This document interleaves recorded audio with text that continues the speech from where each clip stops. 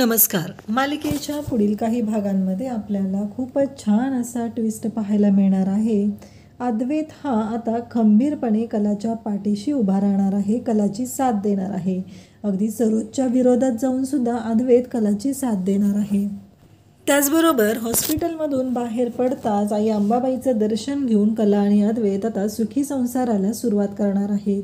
पण सरोज तिथे जाऊ देत नसते. हे सगळं कसं कला घडवून आणणार आहे आणि त्याहीपेक्षा मोठी गोष्ट घडणार आहे ते म्हणजे कलाच्या ज्या डिझाईन म्हणजे कलाच्या नावाने कलाविष्कार नावाचं जे नवीन दालन आबांनी सुरू केलेलं असतं, त्याला मिळालेले जे कॉन्ट्रॅक्ट असतात ते कॉन्ट्रॅक्ट आता अचानकपणे रद्द झालेले असतात. अद्वैत हॉस्पिटलमध्ये असतो आणि हे सगळं कसं घडलेलं असतं हे अद्वैतला माहिती नसतं आणि कलासाठी अद्वैतने जो काही निर्णय घेतलेला असतो तो आपल्याला यामध्ये पाहायला मिळणार आहे.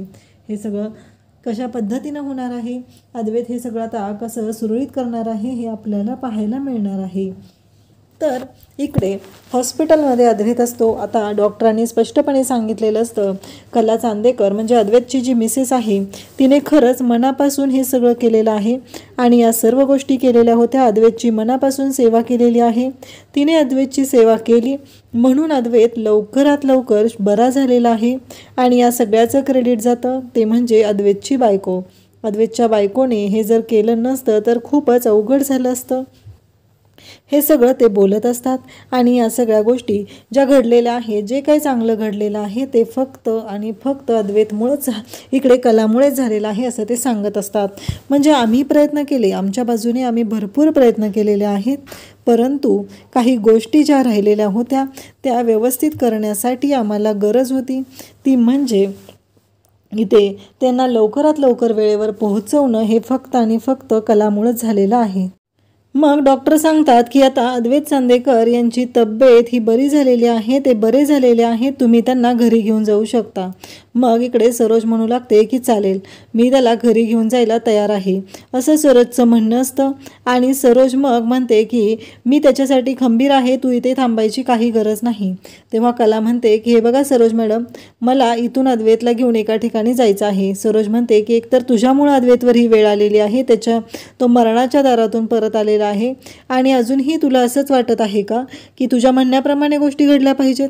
तेव्हा कला म्हणते की हे बघा सरोज मॅडम, मला अद्वैतला देवीच्या मंदिरात घेऊन जायचं आहे. अद्वैत बरा व्हावा यासाठी मी देवीकडे नवस बोललेले होते आणि मला अद्वैतला घेऊन तिथं जायचं आहे आणि देवीचं नवस पूर्ण करायचं आहे, कारण अद्वैत बरा झालेला आहे आणि मला दर्शनासाठी देवीची ओटी भरण्यासाठी तिथं जाणं गरजेचं आहे असं सरोजला कला सांगत असते. तेव्हा अद्वैत म्हणतो की आई, अगं काही मिनिटांचा तर प्रश्न आहे, आम्ही जातो आणि तिथून लगेच येतो ओटी भरून. कारण खरेनं आजपर्यंत जे माझ्यासाठी केलेलं आहे, एकतर तिच्यावर एवढा दुःखाचा डोंगर कोसळलेला होता, तीही त्या आगीतून बाहेर आलेली होती, तिने मला त्या आगीतून वाचवलेलं होतं आणि तरीही जर मी आत्ता तिच्याबरोबर ते नवस फेडायला जात नाही तर ही गोष्ट चुकीची ठरणार आहे. मला असं वाटत आहे की काहीही झालं तरी मला आत्ता तिच्याबरोबर मंदिरात जाणं गरजेचं आहे. सरोजचं ऐकत नाही अद्वैत आणि डायरेक्टली इकडे कलाबरोबर मंदिरात जायला तयार होतो आणि अद्वैत हा कलासोबत मंदिरात जातो. कला आणि अद्वैत दोघंही देवीच्या मंदिरात जातात, तिथे जाऊन ओटी भरतात, दोघं जोडीने नमस्कार करतात आणि त्यानंतर दोघंजण घरी येतात. तर इकडे रजनीने छान तयारी केलेली असते, अद्वैतचं आणि कलाचं औक्षण करून ती घरात घेणार असते. पण इकडे सरोजने ठरवलेलं असतं की या मुलीला काहीही झालं तरी या मुलीला या घरामध्ये जागा नाही, तिला मी माझ्या घरात घेणार नाही असं स्पष्टपणे म्हणणं असतं ते म्हणजे सरोजचं. सरोज म्हणत असते की काहीही झालं तरी मी हिला माझ्या घरात घेणार नाही आणि हिला माझ्या घरात कशीच जागा देणार नाही, कारण हिच्यामुळं माझ्या अद्वैतच्या आयुष्याला अगदी इतक्या मोठ्या संकटातून तो वाचलेला आहे. हे फक्त आणि फक्त हिच्यामुळं घडलेलं होतं, तिच्यामुळं माझा अद्वैत मरणाच्या दारात पोहोचलेला होता. हे सगळं ती बोलत असते आणि तेव्हा मात्र आपल्याला पाहायला मिळतं की अद्वैत म्हणत असतो की आई, तुझा काहीतरी गैरसमज होतोय आहे, असं काही नाही आहे, मी कलामुळं बरा झालेला आहे. आता सरोज म्हणत असते की फक्त या घरामध्ये अद्वैतच येईल, ती मुलगी येणार नाही.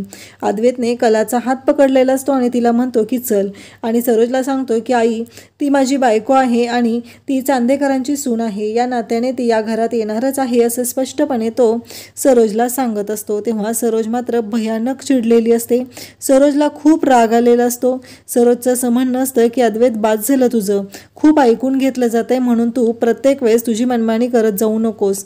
परंतु अद्वैत ऐकायलाच तयार नसतो. अद्वैत म्हणत असतो की नाही, काहीही झालं तरीही मी अजिबात ऐकणार नाही आई, जे काय आहे ते खरंच आहे, असं अद्वैतचं म्हणणं असतं.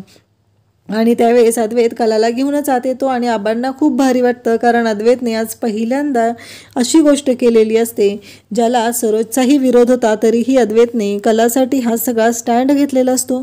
हे पाहून आबांना खूपच आनंद झालेला असतो.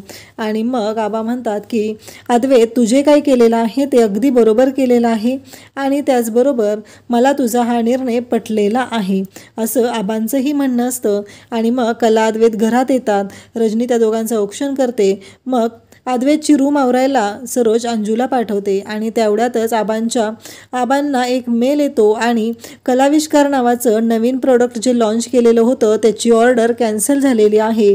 तेव्हा लगेचच सरोज म्हणू लागते, म्हणून तर मी सांगत होते तुम्हाला, ह्या मुलीला काय येतं आणि तुम्ही हिच्या जीवावरती हे सगळं करायचा विचार केलेला होता.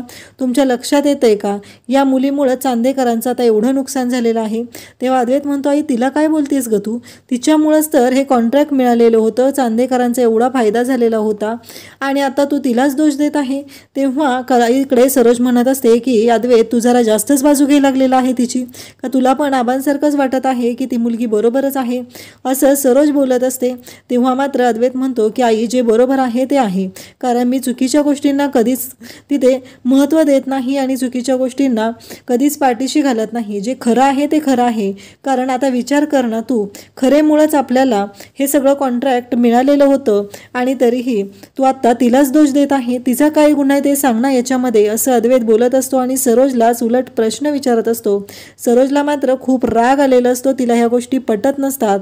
आणि कला म्हणत असते की मी मनापासून ह्या डिझाईन केल्या होत्या, मग काय झालेलं आहे, तर हे सगळं कारस्थान केलेलं असतं ते राहुलने केलेलं असतं. राहुल आणि रोहिणीचं हे सगळं कारस्थान असतं. अद्वैत म्हणत असतो की काळजी करू नको आबा, काळजी करू नका, हे जे केलेलं कॉन्ट्रॅक्ट आहे ते का केलेलं आहे त्याचं मला रिझन सांगाल का तुम्ही.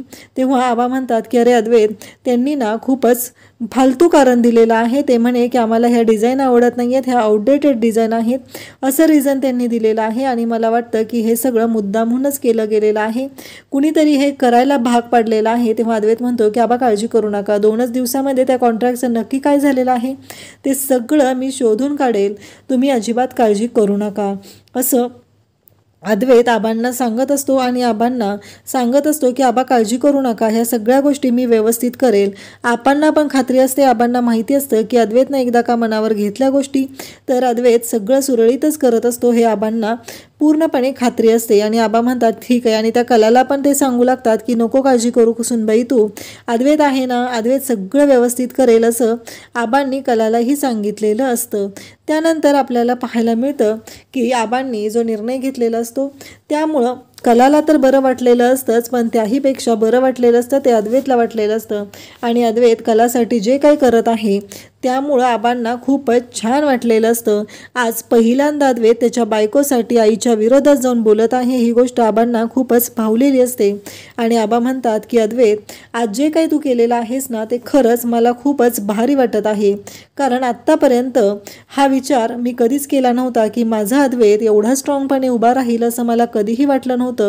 पण आज मला खात्री पटलेली आहे की तू तुझ्या बायकोशीही तेवढाच प्रामाणिक राहणार आहे आणि तिच्या पाठीशी ठामपणे उभा राहणार आहे, हे आबा बोलत असतात.